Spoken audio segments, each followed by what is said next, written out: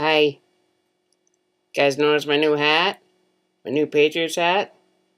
It's the most expensive hat that I've ever bought. $35. It's a new era hat. It's official. It's the official ones that they wear on the field. Okay, recap time. The games that I watched were Broncos vs. Chargers, Patriots vs. Bears, Colts vs. Steelers, Packers vs. Saints, and Redskins vs. Cowboys. The Thursday night game was between the Denver Broncos and the San Diego Chargers. Philip Rivers, what the hell are you doing? Stupid, stupid, stupid. I think Manning just wants to keep throwing touchdown passes to keep the record up and make it so it's unbeatable. I hope he stops at 666. That would be so metal. Ty Hilton had an excellent game, and he is Andrew Luck's favorite target. The first game that I watched on Sunday was the New England Patriots versus the Chicago Bears. The Patriots destroyed the Bears on all sides of the game. All Tom Brady had to do was throw the ball to Gronkowski and let him do the rest. Me Gronk. Me get touchdown. Me smash ball. Me get 6 points.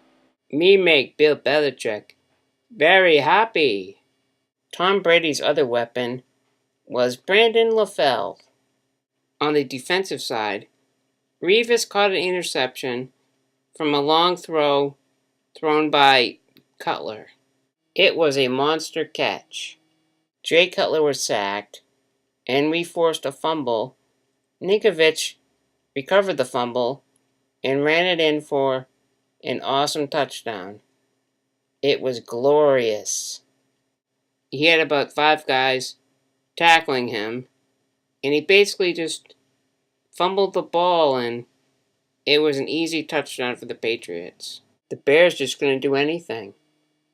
Lamar Houston from the Bears sacked Brady and then proceeded to celebrate.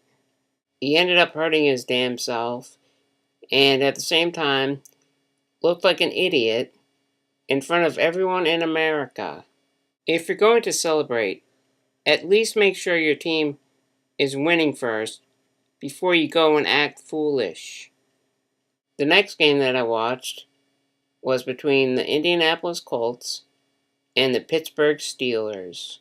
The Steelers wore their awful throwback jerseys. They look like bumblebees or escaped convicts. The only way to the freedom is to beat the other team. Isn't there a movie already like that? The Longest Yard? They should burn those jerseys immediately. Other than that, it was an okay game. Ben Roethlisberger had a terrific performance. One of the Steelers made a great one-handed touchdown. The Colts didn't show up till the third quarter after they recovered 2 fumbles. Andrew Luck made the first NFL butt safety. This was a total bullshit call. The Steelers had a lot of wacky, stupid touchdown celebrations during this game. Can we stop that shit already? You're grown adults, for crying out loud. What are you? 5 years old? The next game that I watched was the Green Bay Packers versus the New Orleans Saints. Some player on the Saints got a touchdown and did the sprinkler. Come on, dude. You look stupid. The first half, the teams were pretty even. The second half was completely different. The Saints dominated. The Packers had a few tipped balls that were intercepted. Aaron Rodgers is still one of the best quarterbacks in the league. He hurt himself during the game, but he kept playing. I was rooting for the Packers. Too bad they lost. The last game of the week was Monday Night Football. The Dallas Cowboys versus the Washington Redskins. Cowboys and Indians. This was one of the biggest upsets of the week. Everyone on Monday Night Countdown picked the Cowboys to win. Tony Romo ended up getting sacked with a knee to his back. He's lucky he didn't break anything. They took him into the locker room. Then Brandon Weeden came onto the field. He played very well and made some good plays that were key to the game. Basically, all he had to do was hand the ball to Murray and make a few throws here and there to Witten and Bryant. The real star of the game was McCoy. He was excellent and he was brilliant. He even ran in for a touchdown. The game was looking like it could go either way. Both teams had an equal chance. But then all of a sudden, they put Tony Romo back into the game. This was a stupid move. They should have just let Weeden finish the game. He was playing so well, and he had all the momentum. Tony Romo was the one that made the Cowboys lose. Then the game went into overtime, and the Redskins won with a field goal. It was so awesome and epic. It was my favorite game of the week. Fantasy football time. Viking Crips rule. So yeah, it's that time of the week where some Viking comes on. So yeah, I had a great week. I scored 159.5 points. It's got to be a record for me.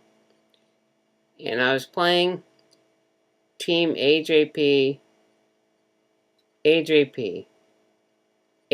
Pockley from England. This kid's great. He stays up like at all hours just watching football and soccer. Yeah, he's pretty funny. Yeah. I sure beat him this week, though. He got 111 points. And at least he has a better quarterback than me. I put in Cam Newton. And yeah, he's got me 4 points. Woohoo! And Jordy Nelson also got 4 points this week. Yeah, and their team lost. So that was not a good week for the Packers.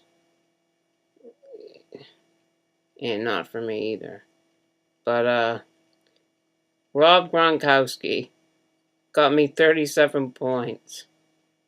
So awesome. I think that's the most points I've gotten with one of my players. Yeah. The Patriots won by a lot, and he helped that go along as well. Thanks, Rob Gronkowski. You Gronk, you get me points.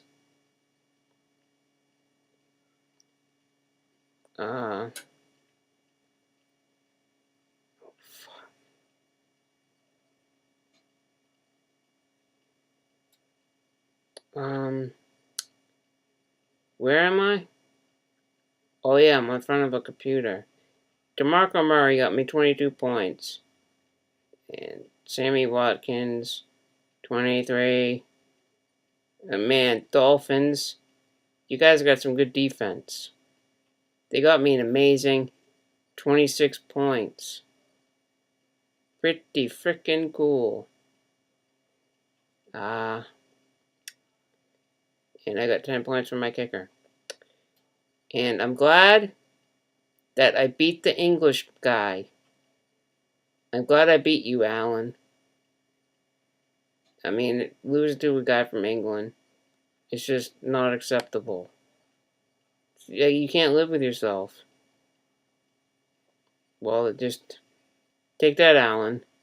Let's go eat some crumpets and drink your tea and worship Winston Churchill. Yeah. Defend your island.